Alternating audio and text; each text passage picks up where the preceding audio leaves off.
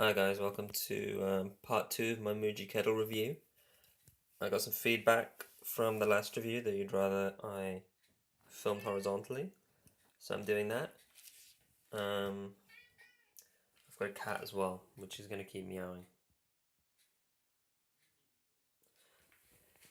So this part of the review I want to focus on the kettle's capacity. So I'm gonna fill it up.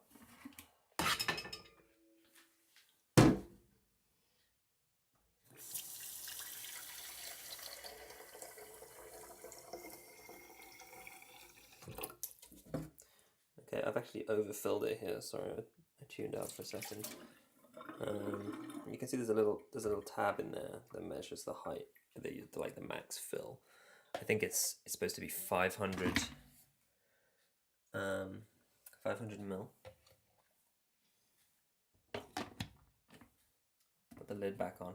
I recently realized that almost all kettles have hinged lids, so you don't have to put the lid down on the work surface, which is a cool feature that this one doesn't have. But anyway, so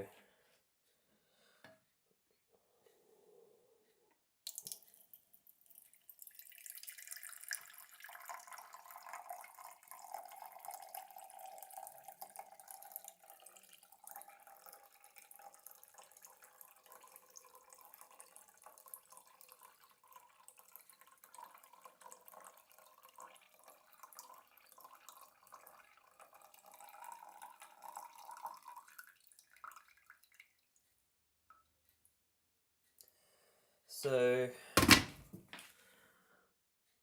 don't know if that's really showing up, but we filled about 350.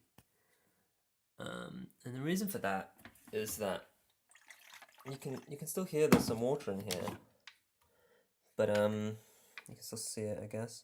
But it basically doesn't come out if you just hold the kettle at a normal angle because of the shape. So you have to really turn it, like basically upside down, to get that last bit of water. And then I guess that's about, I mean, it's 450, so it's probably close enough.